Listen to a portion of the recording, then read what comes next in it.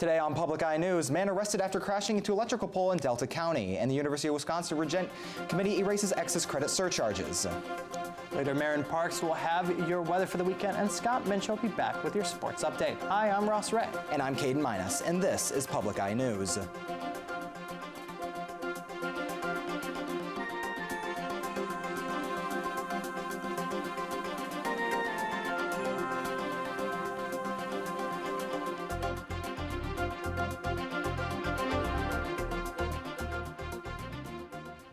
Law enforcement in Marinette County are warning of an increase in explosive devices in the area. TV6 reports that the Marinette County Sheriff's Office has recruited the help of the Brown Outagamie County Bomb Squad to detonate explosive caps.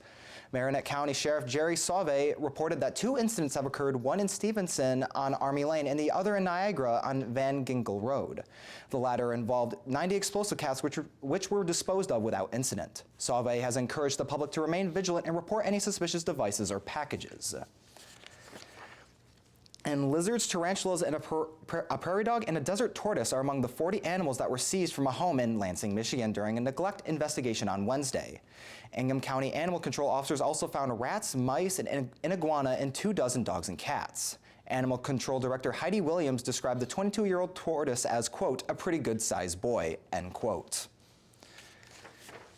And a suspect has been arrested after crashing a vehicle into an electrical pole in Escanaba. TB6 reports that officers responded to the crash that occurred on the 1300 block of Willow Creek Road at 2 p.m. The vehicle that the suspect was driving sheared the electrical pole, leaving it only hanging by the wires. Willow Creek Road was shut down while the pole was repaired, and the driver fled the scene of the crash and was later located at Menards with no serious injuries. With crowded hospitals and a new wave of COVID-19 sweeping across Michigan, Governor Gretchen Whitmer's administration is focusing on getting more people vaccinated. Michigan's Health Director Elizabeth Hertel spoke with reporters about the plan, stating, quote, our focus right now continues on making sure we're getting many people vaccinated as possible. We still do have a number of restrictions in place that limit gathering sizes, end quote. The state health department reported 8,000 new cases yesterday and 30 more deaths. Michigan still stands as #1 in the U.S. for the new COVID cases, with more than 46,000 cases reported in the last 7 days. And earlier today, a University of Wisconsin Systems Regents subcommittee signed off on a plan to eliminate the surcharge for the system students who accumulate too many credits. The original 2002 policy would impose a surcharge on students who accumulated 165 credits, or 30 credits more than required to graduate from the program, with the fee being equal to 100% of the resident tuition. Regarding this charge, the subcommittee cites a memo from a 2018 study that found such surcharges do not improve graduation outcomes and increase student debt, creating a substantial financial burden for students. The full-time Board of Regents will take up the proposal on Friday.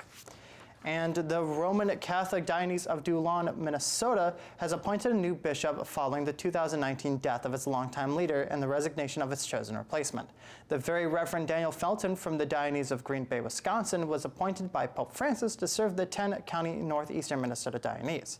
Felton has served as a vicar general and moderator of the Certia in Green Bay since 2014 and was ordained as a priest in Green Bay Diocese in 1981. Felton's installation, the service in Duluth Diocese, will start on May 20th. And don't touch the dial, because after this break, we'll be back with your national and international news. Stay. My name is Mark Rylance. My mum's dad spent almost 4 years as a prisoner of war in Hong Kong. When the platoon withdrew, they assumed he was killed. He was left behind. He was left behind. And I'm going to get a different perspective on what happened here in Hong Kong. There's always a mushroom crowd, and they don't show the people underneath. I mean, this is the truth of empire, isn't it? This is the truth of empire. My grandparents' war. Sunday night at 8 on WNMU-TV. Welcome back. And after an alarming rise in anti-Semitism during the COVID-19 pandemic and studies showing a lack of knowledge of the Nazi genocide among younger generations, survivors of the Holocaust are taking to social media to share their stories and show how hate speech led to the tragedy. Short video messages and compilations are set to be released on Thursday using the hashtag #ItStartedWithWords. The campaign of the same name is planning to release these videos on Facebook, Instagram, and Twitter, along with a link to access more testimonies and learning materials. And poor rain conditions in Africa give farmers some optimism in regards to the second year of war against locusts. The United Nations Food and Agriculture Organization says that the poor rain conditions have kept the swarms found in Kenya and Ethiopia immature. The lack of rainfall will stop the swarms from breeding, severely limiting the number of locusts found in a swarm. The swarm's numbers will also decline thanks to control operations found throughout Africa. While farmers are thankful that the threat of locusts has been diminished, the lack of rainfall also threatens their harvest. Many farmers are accepting of this situation, stating, quote, "A poor harvest is better than nothing," end quote. Violence in Northern Ireland continues as many cities see their sixth night of consecutive violence between Unionists, Nationalists, and the police. Unrest has erupted over the past week amid rising Brexit backlash and worsening relations between the parties of the Protestant Catholic power-sharing Belfast government. And a study from the Imperial College London found UK COVID-19 infections have dropped about 60% as national lockdown measures have showed slow of the virus, along with the relationship between infections and the deaths are now diverging. This news comes as 31.7 million people have been given the first dose as of last Tuesday. And it's one of the largest meadows in the world, and scientists say it's helping fight climate change. But the lush space isn't where you'd expect it to find it. CBS's Ian Lee reports from London. This ship is sailing to a place few have been. It's uncharted waters. Uncharted waters, scientists say, could hold the keys to combating climate change. A look below the waves in this corner of the Indian Ocean reveals a carpet of green for miles and miles. It appears that it is the largest contiguous seagrass bed ever, globally. Scientists say seagrass like this underwater meadow captures more planet-warming carbon dioxide per square mile than a forest. That's a lot, considering the plateau is roughly the size of Switzerland. It stores carbon, so it's our biggest tool against the climate crisis. It's also home to a lot of sea life. It was simply amazing. A lot of seagrass, corals, small schools of fish. But environmental experts say seagrass is in danger, with the world losing a football field's worth every 30 minutes because of human activity. Activist Shamat Sanduya dove deep to get the message out. We're demanding climate action, strong climate actions, which includes protecting this huge area. Scientists say protecting the environment will also preserve our future. Ian Lee, CBS News. Use of force by local police is a highly discussed topic. Grand Chute, Wisconsin police heard these concerns and invested in a new technology to assist officers in arresting or detaining people without the need for deadly force. Danielle Zulkowski was at the training site and explained how it works. That was the sound of the newest piece of police gear in Grand Chute, a bowler wrap, which uses a cord and hooks to wrap up any person that might not come in peacefully with police. When that Kevlar strap is just deployed, it acts more like a bola, an old school bola, almost from Wild West times, where it wraps around the individual temporarily, restrains them and entangles them. Officer Wash says this is considered a lower level of force than pepper spray and tasers and can be used against anyone that is passively resisting arrest. They say, no, I'm not going to jail. They either walk away, tense up, get into a boxer stance, clench their fists. Everything that's sending to us as police officers is pre-attack posture. We can now deploy the BOLA wrap so that officers can then step in, handcuff them before it escalates into something further. Chief Peterson told us they're investing in this new technology in order to give officers more control over situations in which they need to restrain someone. Our goal is to try to control situations without causing harm. So anytime we have to lay hands on somebody, we want to try to minimize the likelihood that anybody gets hurt during the course of a need for us to control somebody. And I think that's why a tool like this is so important. The bowler wrap tool requires a cartridge that can only be used once, and this new expense will come out of the department's budget. In Grand Chute, Danielle Zulkowski, Local 5. Fans of the 2016 comedy slasher film Spring Break Zombie Massacre may also be interested in the documentary following the two directors, Sam Suckman and Maddie Zufelt. Sam and Maddie make a zombie movie released on Tuesday on Apple TV and follows the two directors on their 10-year quest to script, storyboard, cast, produce, and star in their 2016 film.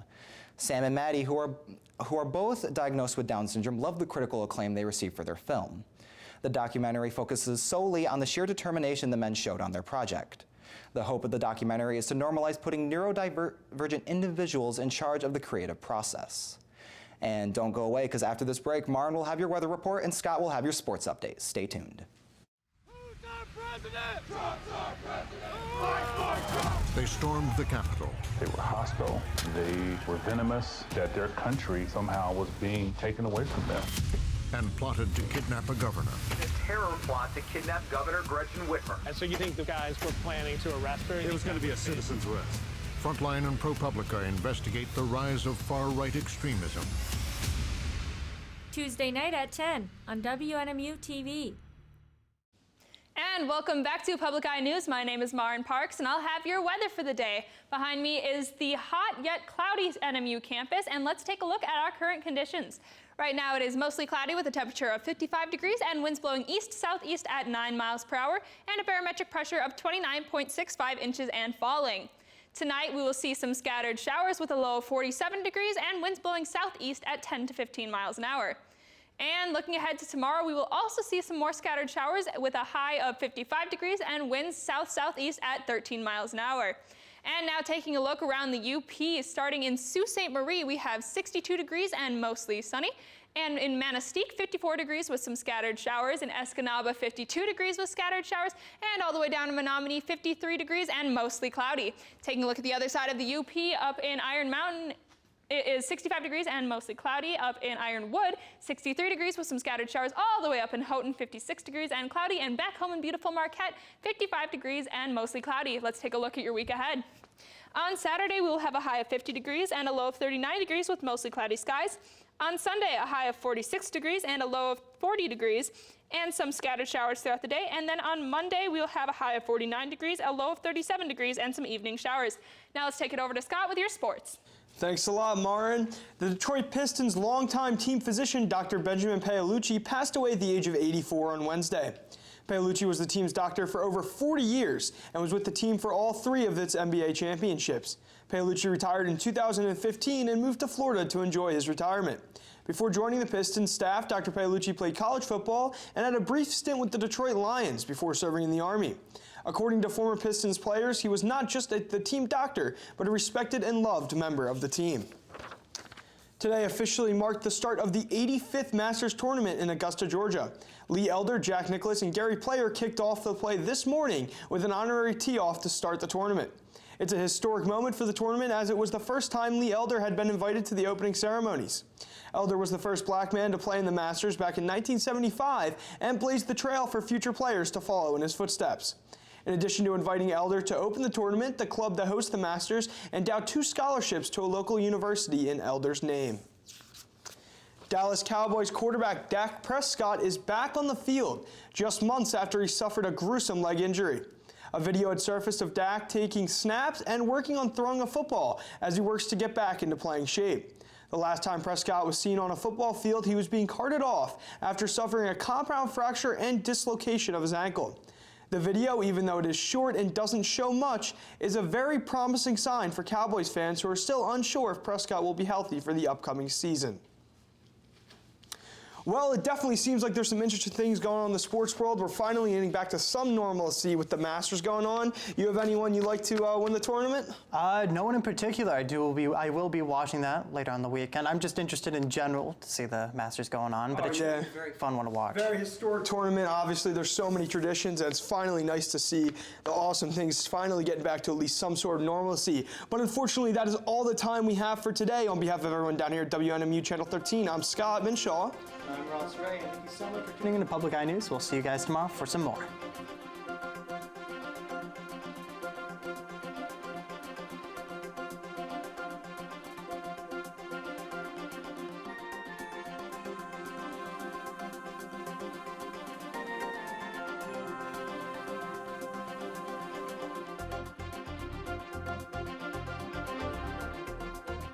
The preceding program was produced by WNMU-TV, Northern Michigan University Public Television, in studios located in Elizabeth and Edgar Hardin Hall.